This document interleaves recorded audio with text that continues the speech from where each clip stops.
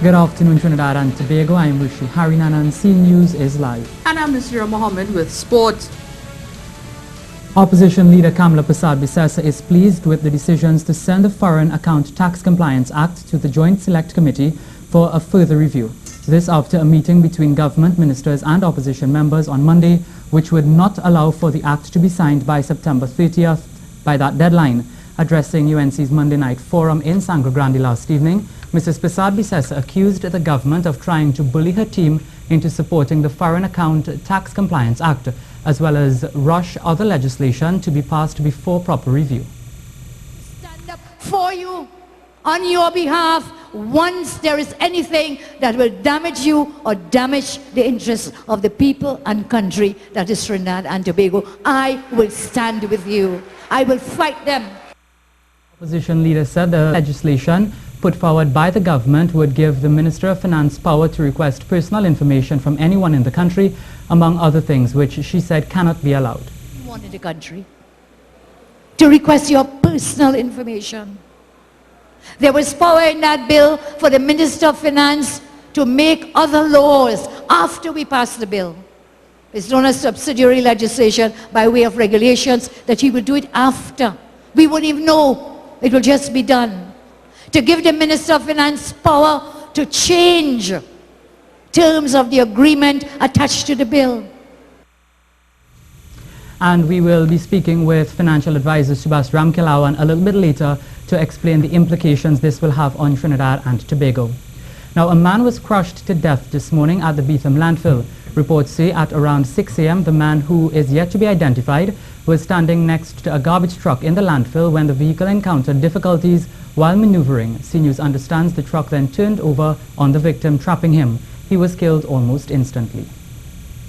An oily substance has been seen at a river in Diego Martin. President of the group Fishermen and Friends of the Sea, Gary Aboud, says it seems as though someone is dumping diesel into the river. This is the Diego Martin River. It looks like normal, but it's not. See that? That is solid oil. Look at it. That is oil. It's coming down the Diego Martin River. It has covered the entire river. It's a sea of oil in the Diego Martin River because somebody is throwing away lots and lots of oil. You see it? It looks like some sort of diesel mixed with, it is very real, very oil.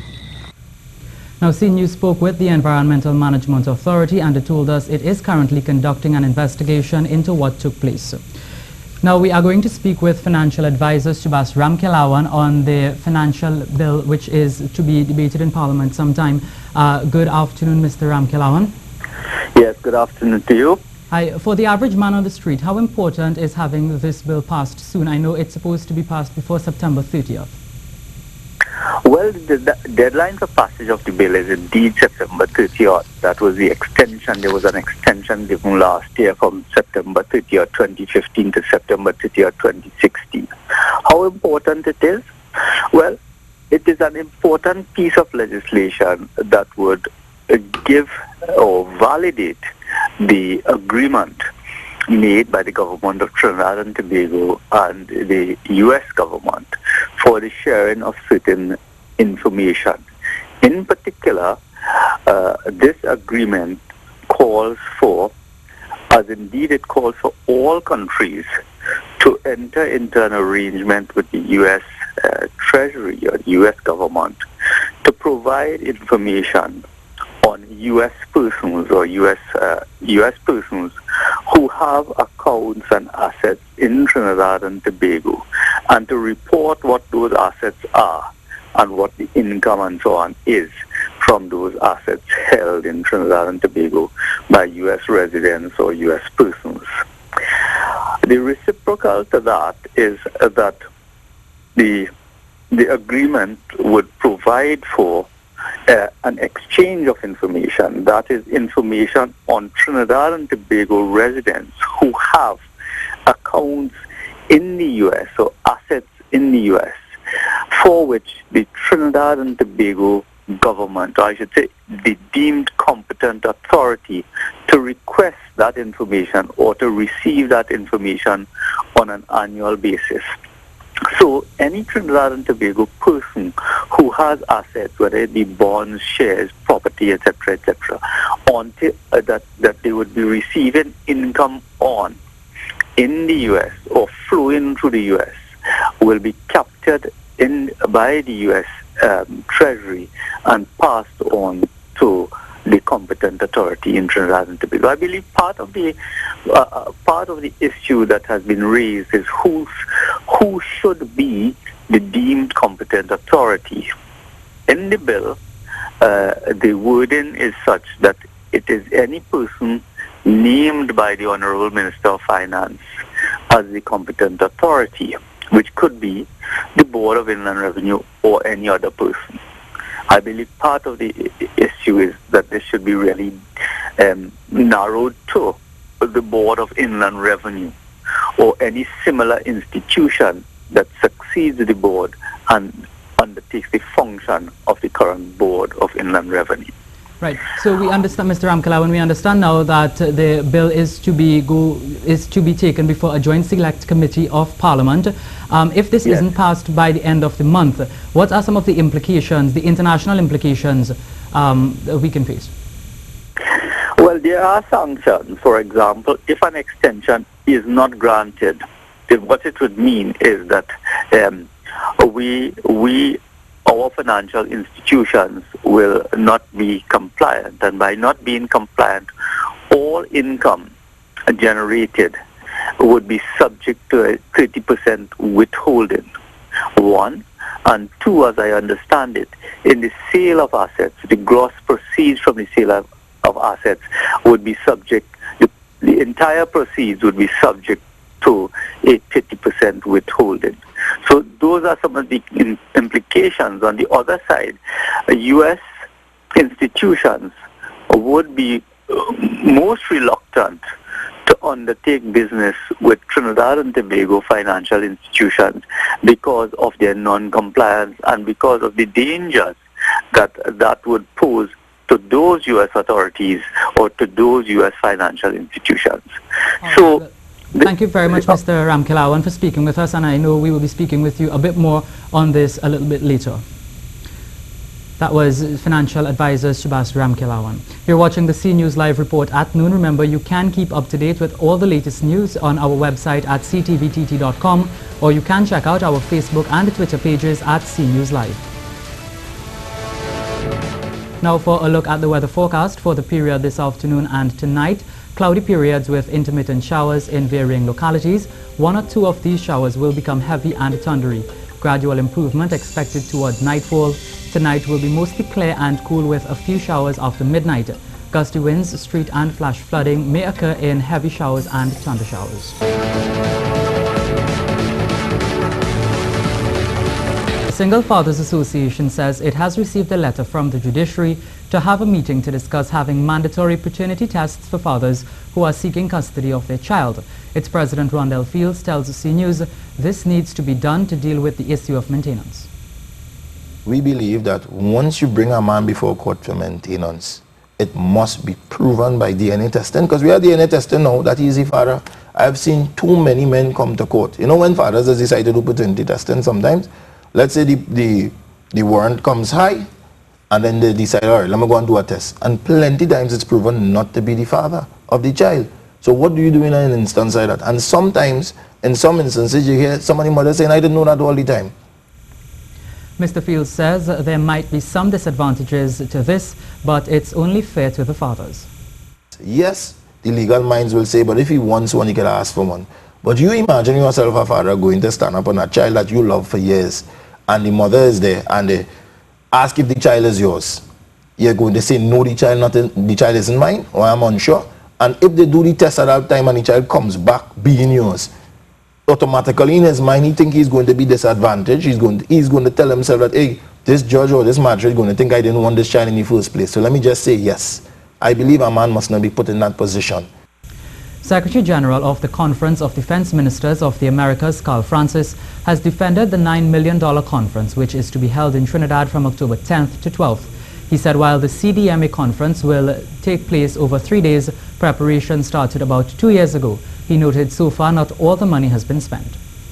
We were given some mandates by the previous conference that was held in Arequipa, Peru, and we had working groups in Port of Spain in August last year to further those mandates, 2 working groups. Then we went on to have meetings in Washington, D.C. Then we brought a number of experts from throughout the hemisphere to discuss what we were planning to do for this conference. Further to that, we had a meeting of the preparatory session for this conference in April of this year, where all the delegates from across the hemisphere came, and we indeed interacted with them. He says, as it stands, this hemisphere does not have a defense security policy, and now it is time to get something started. In a hemisphere with such a diverse group of countries, different languages, different constitutions, different cultures, how do you bring them all together to the table to come up with a defense policy? It's going to take some doing, but it can be done. So we wanted to start with an early hanging fruit. And we wanted to start with an area that all the countries could agree to. We must come together to treat with incidences of disaster. And emergency assistance in terms of disaster is something that we could all agree that we have to work on. Landline services provided by Blink B-Mobile is back up and running. In a statement, the company said its engineers have completed repair works to the Separia exchange. Service was interrupted last evening when lightning struck the exchange, causing significant damage to some equipment and isolated southwest communities of making and receiving calls only within their local areas. Former Minister of Housing Dr. Rudal Munilal is calling on the Prime Minister to fire Noel Garcia as chairman of the Urban Development Corporation, or UDCOT. He said apart from his indictment by the Commission of Inquiry into Las Alturas, Mr. Garcia has now crudely attacked the commissioners appointed by the President. This fiasco is taking place against the backdrop of Dr. Keith Rowley's commitment last Sunday to a government where integrity and morality in public life would be of the highest priority. In light of the recent calls by Transparency International and Fixing T&T, I call on the Prime Minister to act. If he is unable to act, then I call upon Mr. Imbert to fire these people. The incompetence of this government starts at the top. Dr. Rowley is either unable or uninterested in leading this country. According to Dr. Munilal, the Commission of Inquiry found Mr. Garcia directly responsible for construction of public housing on highly unsuitable land and recommended that civil liability action be taken against him. Dr. Munilal, in a statement, said Mr. Garcia is now threatening to take legal action against the commissioners, ignorant of the fact that under the Commission of Inquiry Act, they enjoy immunity from such suit. 2 Trinidad nationals have been fined and jailed on 3 drug charges at a serious offences court in Kingstown, St. Vincent.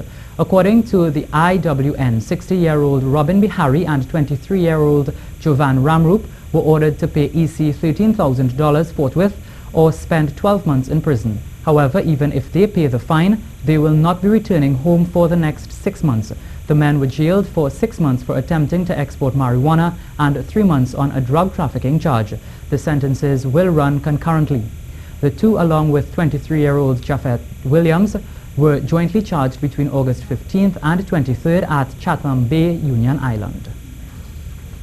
Now, parents of students attending the Fanny Village Primary School in Point Fortin say students are forced to stay away from school as their current location is unfit for occupation. The school was burnt down 3 years ago and students were placed at the community center. Parents say the center is now leaking. The students have been home since last week Tuesday.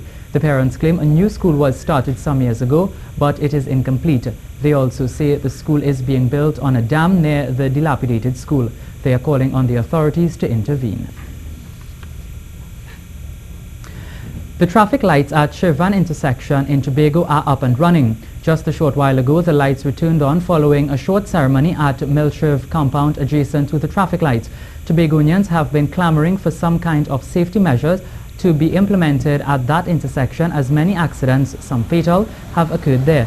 Initially, the THA had planned on constructing a roundabout, but according to Works Secretary Gary Melville, they did not have the funding.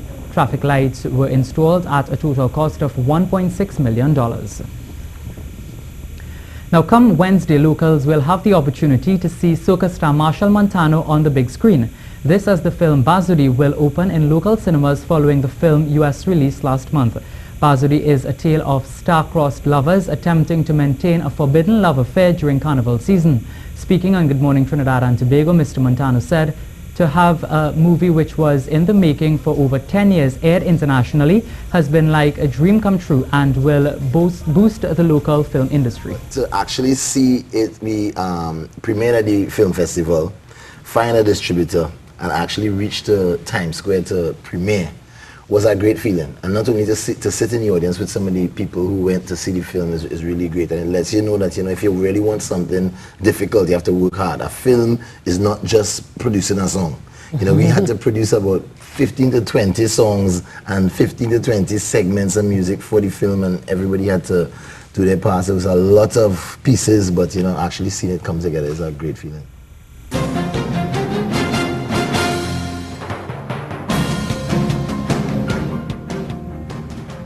Despite finishing first in a time of 33.38 seconds in Heat 1 of the women's 50-meter freestyle, Chantal Ince missed out on qualification for the final, with her competitors clocking slightly faster finishing times. T&T will next see action tomorrow from Nyosha Kane when she competes in the women's 200-meter sprint. And last night, C Sports on the Monday Night Sport had a special guest join the program via Skype, none other than Paralympic gold medalist and world record holder Akeem Stewart. Stewart told my colleague Jassy Marie he had all confidence in himself to achieve the top spot. You went out there, you threw a world record, a new world record in your very first throw. In terms of mindset, going into competition, as you mentioned, you had a rough time since landing in Rio and of course before. But going into competition, what mindset would you have been in to throw with your very first attempt a new world record? Well, I didn't really have any high expectation with the javelin because shot put and discuss in my main events. But I didn't get to do shot put. I take the javelin as the event for shot put, so I went out and did my best shot, and yeah, I got the medal. Let's see that one more time if you don't mind. Show it to us here in Trinidad and Tobago. That's what gold looks like, a Paralympian, Akeem Stewart. He is gold medalist and of course brand new world record holder in the men's javelin. He is saying that he didn't have any or much expectation in this event. What about you as the coach who's been by his side and of course putting him through the paces from day one? Well, on the contrary, I, on the other hand, being a coach, no better. I knew that that his chances would have been great because the plan that I had was to get him to do the run-up, which was one of the things that he wasn't doing before. He used to actually stand up and throw. And when he run up, because of the momentum, the added momentum to the javelin, you could put a lot more into it, especially if the technique is correct with the run-up. And I knew from training, I actually knew that the result would have been like this. I had a strong feeling that happening. 3 national senior team footballers have been confirmed to have broken camp 3 days before T&T's World Cup qualifier against Guatemala back on September 2nd. As stated in an article on Wired868.com, Kevin Molino, along with Jovin Jones and Mikel Williams, are reported to have snuck out of camp on the night before the Independence holiday. Head coach Stephen Hart was contacted on the matter and said that he, quote, considered it to be an internal matter, which the technical staff dealt with immediately and firmly, end quote. According to Hart, who did not name the players involved, they each faced a hefty fine, substantial enough to have been in excess of the players' bonus for advancing to the CONCACAF Hex. All 3 players went on to play some role in T&T's 2-2 draw with Guatemala days later, with Jones scoring a double. Hart felt there was no need to punish the players beyond the fine and reprimand. Sports stakeholders must share the burden of economic sacrifice as Trinidad and Tobago seeks to overcome and navigate difficult economic times. This is the advice from TTOC President Brian Lewis as he outlines a blueprint for success in depressed economic times. According to Lewis, mismanagement, waste and corruption must be eradicated, giving way to good governance, the elements of which are predicted on transparency and accountability. National sports organizations must undertake constitutional reform and modernize their governance structures to include term limitations, democratic elections, audited accounts and annual general meetings. Lewis also stated that sacrifices must be made and priorities established with budget measures that incentive sports entrepreneurship and sport tourism to contribute to the growth and development of a sustainable sport industry. The University of Trinidad and Tobago last evening opened new dorms in South Trinidad for its present and incoming student athletes. Ken Fuentes had more on the opening, where the administration insisted that its goal is to bring success to the organization's sports program. The dorms opened at Cypress Gardens Union Hall to house the incoming and the present student athletes. Andre Collins of the Academics Department at UTT says the goal of the program is to build a legacy of successful student athletes, and the university will be supplying the tools needed for that. But success, for those of you who don't know yet, is where preparation meets opportunity. Where preparation meets opportunity, and to prepare well, we believe in giving you, the athletes, the best environment, the most enabling environment to make you successful. Meanwhile, head coach of the men's football team, Clayton Morris, told the athletes that success depends solely on them, and the key to this is enjoying what they do. We must want to achieve. Enjoy what we are doing, and the guys could tell you that, the footballers could tell you that. As I mention to them all the time, when they come to train, as the coach, I know what my session will be. But it all depends on what attitude the players come with. That gives me that motivation to make sure that when they leave the training pitch, that they had fun. Kent Fuentes, C Sports.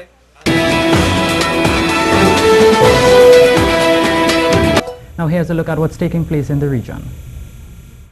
St. Lucia Prime Minister Alan Chastanet has proposed the implementation of 2 initiatives which he believes will assist the Caribbean community in finding solutions for some of the economic challenges confronting the regional body. In a recent meeting with CARICOM Secretary General Erwin LaRocque, Chastanet mooted the idea of a tourism summit, which he says should be convened by the Caribbean community in the short to medium term. He also emphasized the need for the Council of Finance and Planning to convene an urgent round of joint discussions, noting that they must undertake a more active role in an environment where the region is confronting several critical micro and macroeconomic challenges. Cuba is offering savings on medical services for tourists. Cuban Medical Service Sales Company said a new therapeutic and preventive program for international tourism will begin on September 15th and will run until October 31st on a promotional level and at a special price. It is to be implemented in the country's medical and health assistance centers. Dr. Alberto Miranda, president of the company, said foreigners will receive the benefits of the strengths of the Cuban health system offered to its population free of charge. C News, powered by our team of journalists and producers across the Republic and the region, on television, radio and online. C News, your country, our job.